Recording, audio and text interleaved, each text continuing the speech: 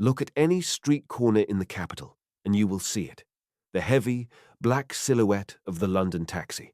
For over half a century, one single factory in the Midlands held an absolute unbreakable monopoly over this global icon. They built an unstoppable money-printing machine. Every politician, every film star, and every tourist who visited Britain sat in the back of their creation. But while the taxis continued to command the streets, the empire that built them quietly bled to death. Blinded by their own supremacy, the directors handed the blueprints of a national treasure directly to a foreign giant. The British ownership evaporated, wiped out by catastrophic mechanical failures and a mountain of toxic debt. How does a company that controls the very identity of London completely destroy itself?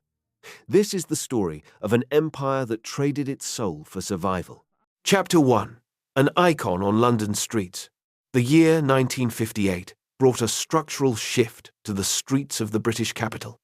A distinct silhouette rolled out of the manufacturing plants and merged into the dense, chaotic traffic of London. This was the Austin FX4. It did not possess the sleek curves of sports cars or the refined luxury of executive saloons. It stood tall, boxy, and imposing, painted entirely in a deep, glossy black. Yet, within a few short years, it entrenched itself deep into the global consciousness. It stood proudly alongside the red double-decker bus and the scarlet telephone box as an undisputed symbol of the nation. The FX4 did not just transport passengers across the city, it defined the visual identity of London. The vehicle instantly rendered older models obsolete, offering a modernized, albeit strictly traditional, take on urban public transport.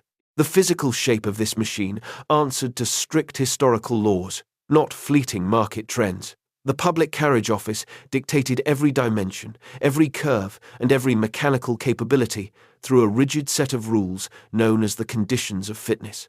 The most famous requirement forced the vehicle to achieve a remarkably tight 5-foot turning circle. Engineers crafted the steering geometry specifically so the heavy cab could navigate the notoriously tight roundabout at the entrance of the Savoy Hotel in a single sweeping motion. The roof stood exceptionally high, serving as a functional relic of an era when gentlemen absolutely refused to remove their top hats or bowler hats upon entering a carriage. A solid, heavy glass partition separated the driver from the passengers, ensuring privacy and physical security. A flat floor allowed heavy luggage to slide straight in alongside the passengers without obstruction. The driver sat isolated in the front compartment, surrounded by heavy manual controls, treating the cabin as a mobile office. Every element served a singular, highly practical purpose. The engineers set out to build a tool, and that tool accidentally morphed into a cultural icon. To understand the true mechanical soul of the FX4, one must look 100 miles north of London to the industrial heartland of Coventry. The Holyhead Road factory served as the birthplace of these heavy machines. The factory floor pulsed daily with the rhythmic thud of giant stamping presses and the sharp, bright crackle of welding torches. Workers did not assemble the FX4 like a throwaway consumer product. They constructed it like a commercial ship or a vital piece of heavy industrial machinery. The chassis utilized a separate, heavy-duty ladder frame design. This archaic but indestructible steel skeleton allowed the taxi to endure decades of brutal, stop-start city driving. Potholes, endless heavy braking, and harsh winter weather barely registered on the robust frame. The assembly line moved at a deliberate, calculated pace. Craftsmen fitted heavy steel body panels, bolted down rugged suspension components, and installed the dependable diesel engines. Early models relied on an Austin diesel unit, an engine renowned for its deafening mechanical clatter and its absolute refusal to die. Drivers knew they could push these engines past 500,000 miles with only basic, routine maintenance. The Coventry workforce poured a fierce, uncompromising pride into their daily labour. They knew they manufactured the lifeblood of the capital. This mechanical durability translated directly into absolute market dominance. For decades, Carbodies, the company that later transformed into London Taxis International, or LTI, held an iron grip on the taxi trade. Competitors occasionally attempted to break into the lucrative market. Rivals introduced alternative, cheaper designs, but they failed completely to dislodge the FX4. The drivers, men and women who spent years mastering the knowledge to memorize every single street and landmark in London, notoriously resisted change. They trusted the heavy, familiar machine from Coventry implicitly. The FX4 became the undisputed king of the taxi ranks at major railway stations and busy international airports. It carried powerful politicians, famous film stars, curious tourists, and everyday commuters with equal stoicism. To pass the knowledge meant earning the exclusive right to pilot this specific, heavy black box. For LTI, this situation represented an industrial utopia. They possessed a fully captive audience. The stringent regulations of the Public Carriage Office created a massive, insurmountable barrier to entry for any foreign automotive manufacturer. LTI did not need to pour millions of pounds into flashy marketing campaigns. They did not need to constantly refresh the exterior styling to chase fickle consumer tastes. They simply needed to keep the Holyhead Road factory running at capacity, hammering out the exact same proven design year after year. The FX4 transformed into a reliable, highly predictable money-printing machine.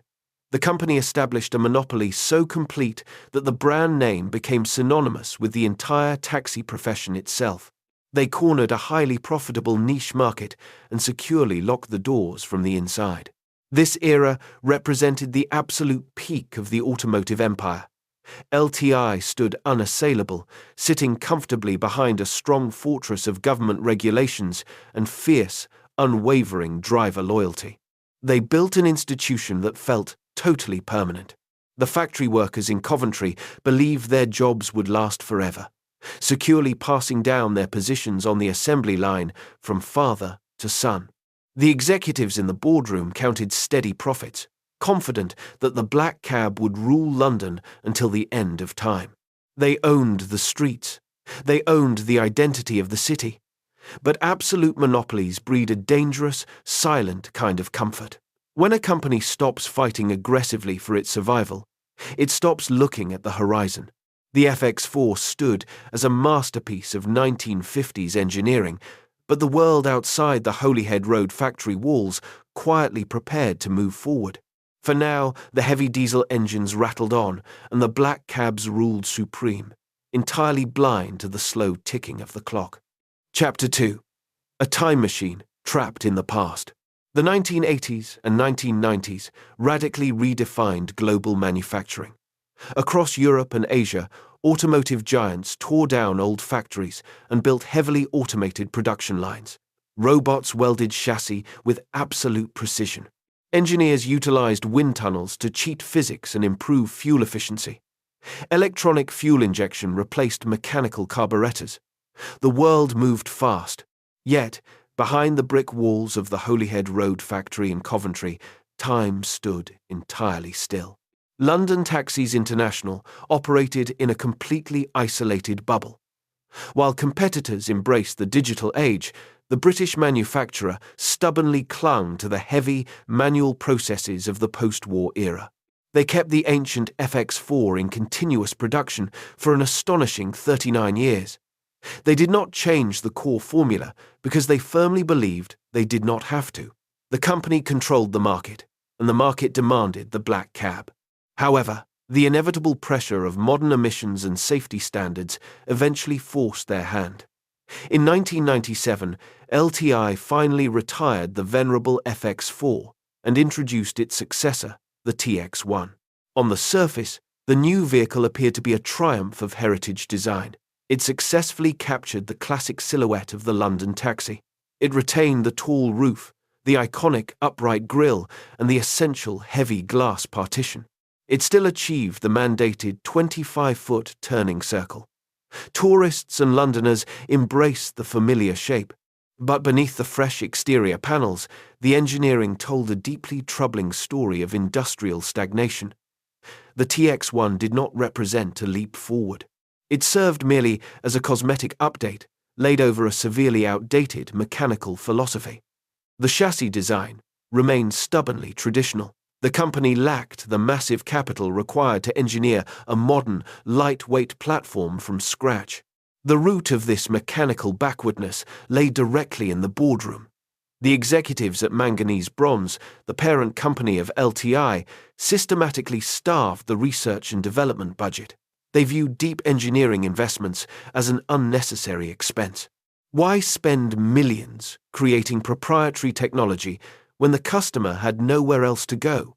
Instead of innovating, the company scavenged. They stopped building their own engines and began purchasing power plants from external suppliers like Nissan and VM Motory. They patched together electrical systems and relied on heavy, archaic suspension setups. They assembled these modern components using the same labor-intensive, hand-built methods they used in the 1960s. This approach created a devastating financial paradox. The vehicles felt old, yet they cost an absolute fortune to produce. Hand-assembling a heavy commercial vehicle in Britain during the late 1990s bled cash from the company reserves. The profit margins steadily eroded with every unit that rolled out of the Coventry gates. Despite the rising costs and the aging technology, the leadership remained completely blinded by their own monopoly. The rigid regulations of the Public Carriage Office continue to act as a massive defensive fortress. Global automotive titans like Ford or Toyota looked at the London market and saw a tiny, highly regulated niche. They refused to spend hundreds of millions of pounds to engineer a bespoke vehicle just to sell a few thousand units a year. This lack of external threat bred a toxic, deeply rooted arrogance within LTI. The directors looked at the streets of London, saw thousands of their black cabs, and convinced themselves of their absolute invincibility. They mistook a regulatory monopoly for brand loyalty. They assumed they owned the drivers. This supreme overconfidence quickly alienated their only customers. The cabbies who drove these machines up to 14 hours a day began to voice serious frustrations. The early TX models suffered from maddening reliability issues. Electrical faults plagued the dashboard. Water leaked into the cabin. The heavy steel bodies showed early signs of rust. The outsourced diesel engines, while generally tough, vibrated harshly and consumed fuel at alarming rates compared to the smooth, efficient modern saloons navigating the exact same streets. Drivers brought these complaints directly to the dealerships and the factory. They demanded better build quality. They demanded modern comforts. The executives in Coventry chose to ignore them. They offered minor fixes but refused to overhaul the underlying manufacturing flaws. They operated on a ruthless, cynical logic. They knew a driver who wanted to work the ranks in London essentially had to buy an LTI product. A brief challenge from the rival Metrocab company had failed to dent their dominance. The cabbies were a totally captive audience. The boardroom simply brushed aside the growing resentment on the streets, prioritizing short-term dividends over long-term engineering integrity. This sheer complacency planted the fatal seed for the empire.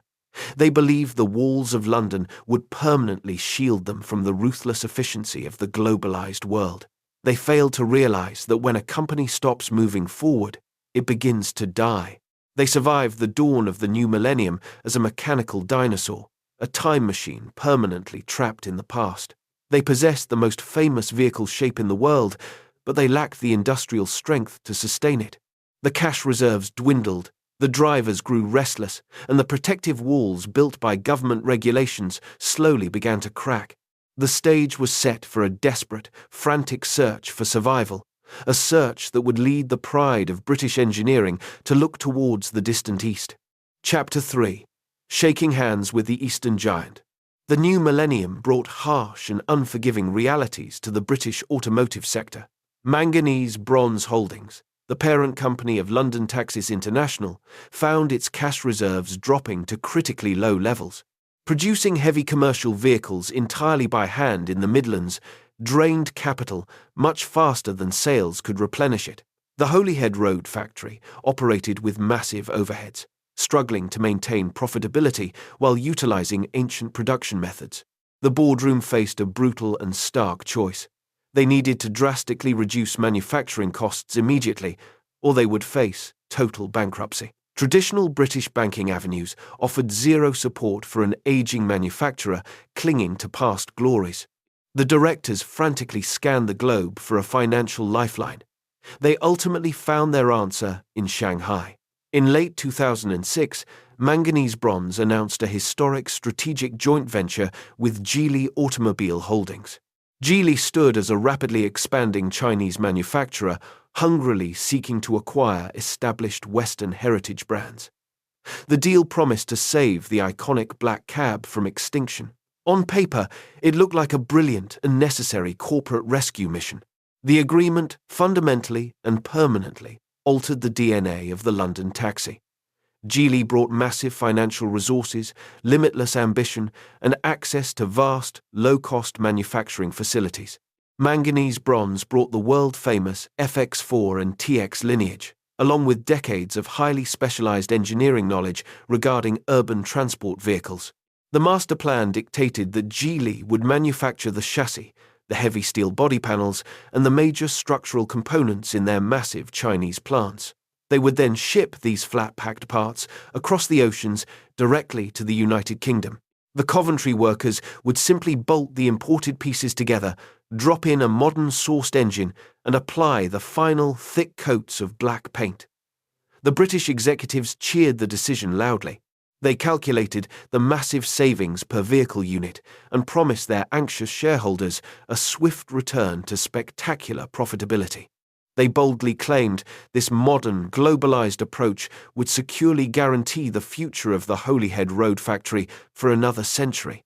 Inside the Coventry plant, however, the mood shifted rapidly from cautious optimism to a deep, quiet dread. The veteran tradesmen stood on the factory floor and watched the first heavy shipping containers arrive from the Shanghai docks. They unpacked pre-stamped steel panels and perfectly pre-welded chassis sections. For generations, these exact men and their fathers before them took raw British steel and shaped it physically into the lifeblood of London. Now, they felt completely reduced to mere assembly line mechanics, putting together a giant mechanical puzzle designed by someone else. The deafening roar of the heavy stamping presses slowly fell silent across the facility. The bright, sharp sparks from the deep welding bays disappeared permanently. The core manufacturing skills, painstakingly passed down through the decades, suddenly became entirely obsolete. The factory floor definitively lost its beating industrial heart. The workers understood the brutal, uncompromising reality of global supply chains. They knew exactly that once a company ships its primary manufacturing processes overseas, those jobs never return. The physical vehicle rolling off the line still wore the famous LTI badge on its grille, but its soul felt distinctly hollowed out. This joint venture also subtly and dangerously shifted the balance of power. Geely did not merely act as a passive, subservient parts supplier. They shrewdly secured a 20% ownership stake in Manganese Bronze as part of the initial financial agreement. They successfully placed their own senior executives inside the British boardroom. Chinese engineers arrived in Coventry to meticulously study the exact specifications of the black cab.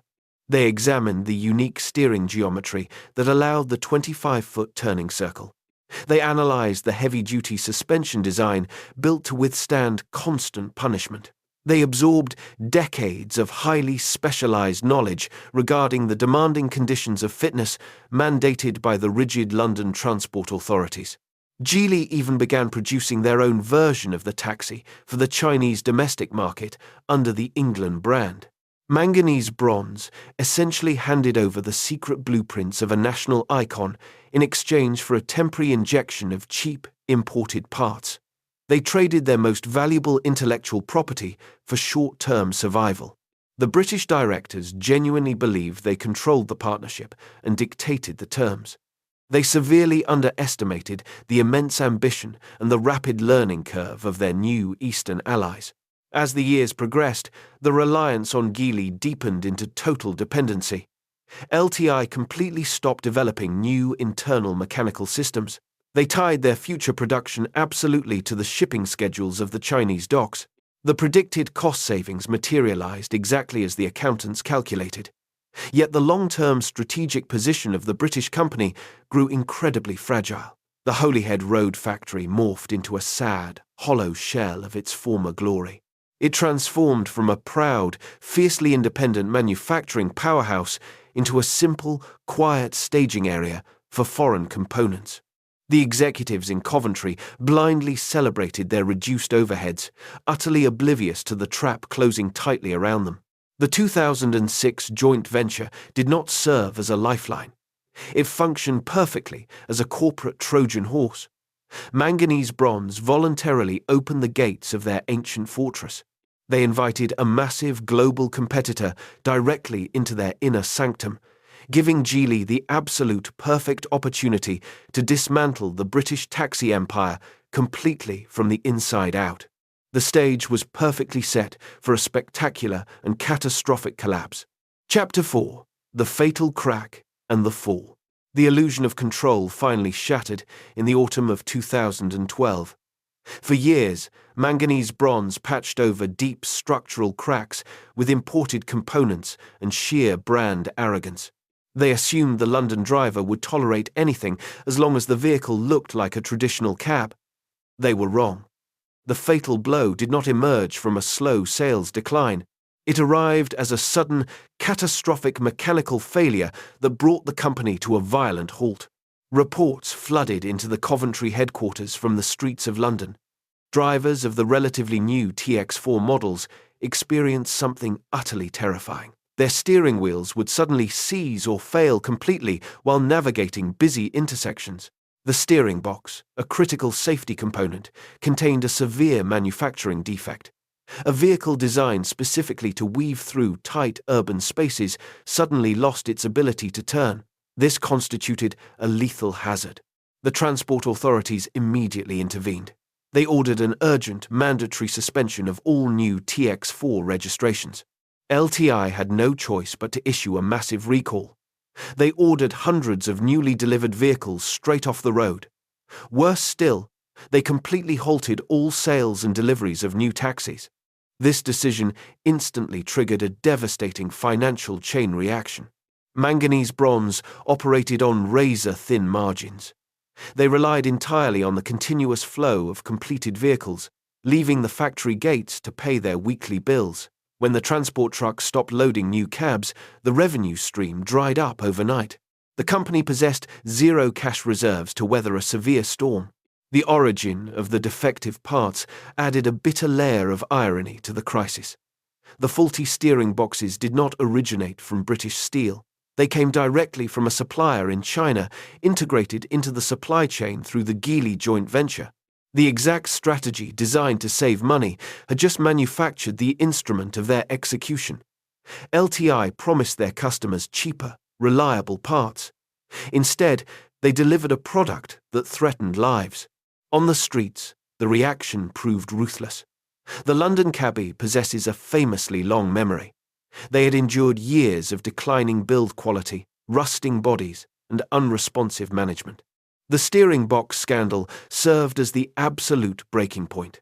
The sacred trust between the driver and the manufacturer completely evaporated. Drivers who had defended the brand for their entire careers felt utterly betrayed. They looked at the TX4 not as a proud tool of their trade, but as a dangerous liability. Rival manufacturers aggressively pushed alternative vehicles into the market. For the very first time in half a century, the Coventry factory faced genuine rejection from its core audience. Inside the Holyhead Road plant, a suffocating silence replaced the usual industrial noise. Management ordered the assembly line to stop. Workers stood idle next to half-finished chassis. The massive overheads of the factory continued to burn through money, but the production line generated absolutely nothing. The executives panicked. They calculated the astronomical cost of replacing the defective steering boxes across the entire affected fleet. The figure vastly exceeded the total value of the company's remaining liquid assets. Manganese Bronze bled cash at an uncontrollable rate. The directors desperately searched for a financial rescue package. They pleaded with traditional British banks for emergency loans. The banks looked at the toxic balance sheet and firmly closed their doors. The executives turned to the UK government, begging for state intervention to save a national icon and preserve manufacturing jobs. The government flatly refused to spend taxpayer money to bail out a poorly managed private enterprise. Finally, the British directors looked to the east. They asked their partners at Geely for an urgent cash injection. The Chinese giant watched the collapse with cold, calculating patience. They understood exactly what was happening. Why throw expensive water on a burning house when you can simply wait and buy the ashes for pennies? By late October 2012, the mathematics of survival simply failed. The bank accounts hit zero. The board of directors surrendered. On a cold morning, Manganese Bronze Holdings officially entered administration. They called in restructuring specialists to seize control of the assets. The administrators immediately locked the heavy iron gates of the Coventry factory. The emotional toll hit the local community with brutal force. Hundreds of skilled workers arrived for their morning shifts, only to find administrators handing out redundancy notices. Grown men, some representing the third generation of their family to build London taxis, stood on the pavement outside the factory and wept. They had poured their entire working lives into shaping a global icon, only to be discarded instantly due to executive incompetence. The closure erased decades of pride and craftsmanship in a single morning. The mighty British taxi empire choked to death on its own outsourced parts, drowning in debt, while its foreign partners watched silently from a distance. The heart of the company stopped beating, leaving only an empty factory and a deeply uncertain future. Chapter 5. A new nameplate on the old factory. The collapse of manganese bronze in late 2012 left a massive void in the British automotive landscape. The administrators moved swiftly to sell off the remaining assets to satisfy angry creditors. The iconic Holyhead Road factory sat locked and silent. Hundreds of highly skilled workers waited at home, hoping for a rescue package that never arrived. Politicians debated the crisis in Parliament, expressing sorrow over the potential loss of a cultural symbol, yet the British government maintained its strict refusal to intervene financially. At this exact moment of maximum vulnerability, Geely Automobile Holdings stepped out of the shadows. The Chinese giant had positioned itself perfectly over the preceding 6 years. They already owned a 20% stake in the business. They already controlled the vital supply chain that kept the factory moving. They already understood the complex engineering requirements of the London taxi market. In early 2013, Geely executed a masterful and ruthless corporate maneuver. They purchased the principal business and the primary assets of London Taxis International out of administration for a mere £11.4 million. To put this figure into perspective, Geely acquired a globally recognizable brand, vital manufacturing equipment, and the exclusive rights to build the London black cab for less than the cost of a luxury apartment in Mayfair. The acquisition wiped out the old debts and completely severed the company from its historical British ownership. The executives in Shanghai effectively bought the historical crown jewels of Coventry for pennies on the pound. Geely quickly formed a new corporate entity, the London Taxi Company, and immediately restarted the stalled assembly lines.